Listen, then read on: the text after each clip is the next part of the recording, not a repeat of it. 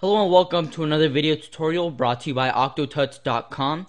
Today's tutorial was actually inspired by photobucket.com. I was just looking through Photobucket, looking through the pictures, and I found this image and I decided to try to duplicate it. So that's what I'm going to be teaching you guys how to do today. So I'm going to minimize this and open up Adobe Photoshop CS5. I'm using CS5 today, but you guys could use pretty much any version that you want. So let's get started by clicking on File, New. And let's make the width 1280 pixels and the height 720 pixels, and press OK. You should get something like this. The first thing we want to do is make a gradient. So make sure that your foreground color is set to black and your background color is set to white. Select your gradient tool. It might be hidden under your paint bucket tool. Just click and drag out. Select your gradient tool. Let's start from the bottom. Click, hold shift, and go all the way to the top and let go. And now you should have a gradient that looks like this. Next, click on Filter, Distort, Wave. Now we're going to set the number of generators to about 10 and set the type to square and press OK. Now you should get something like this. Next, double click on your background layer. It's going to unlock it, press OK, and then double click on it again. Now we're going to add another gradient to this background layer. So click on Gradient Overlay and click on the gradient, and let's select a rainbow gradient. These are already pre-installed into Photoshop. All you have to do is click this little arrow, select the spectrums, and then it'll tell you if you want to replace it, press OK, and then you'll come up with the spectrums. So just select the first one, press OK. Let's switch the angle to 0 and the blend mode to linear burn. And then let's set the opacity at about 80% and press OK. I'm going to do another thing. I'm going to create a new layer now. Command Shift N if you're on a Mac, or Control Shift N if you're on Windows. Press OK. And on this new layer, let's make another black to white gradient. So select your gradient tool and do the same thing. Click from the bottom, hold Shift, and drag all the way to the top. And let go. Now we have this black to white gradient. I'm going to change the gradient or the layer mode, the blending mode of the layer, to soft light.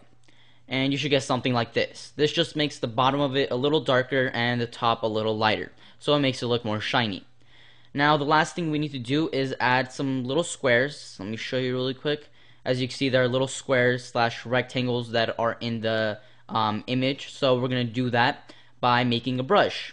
So let's go to File, New, and we're going to make a new image. The width is going to be 50 and the height is going to be 100. And press OK. Now we're going to choose the paint bucket tool, select the color black, and just paint this in black. And then we're going to go to Edit, Define Brush Preset, and press OK. I've already made the brush, I've already pre-made it, so I'm going to press Cancel. Once you made the brush, click on the brush tool, select the brush, and then go to Window, and click on Brush, or F5 for the shortcut key, and we're going to mess with a couple of the settings. Let's click on Brush Tip Shape, and let's get started by making sure the size is at 100 pixels, and I'm going to set the spacing at about 350. Next, click on Shape Dynamics, set the size jitter all the way up to 100%. Let's click on Scattering, set the scatter all the way up to 1000%, the count to 1, and the count jitter to 100%. And next, you want to find your opacity jitter. I'm using Adobe Photoshop CS5, so it's labeled under transfer. It might not be labeled under transfer if you're using another version of Photoshop, but just find your opacity jitter and set that up to 100%. And now we're set. So let's head back to this image, select the color white, make our brush a lot smaller, and then just go ahead and start clicking down. Actually, let me make a new layer first. Command Shift N if you're on a Mac, Control Shift N if you're on Windows.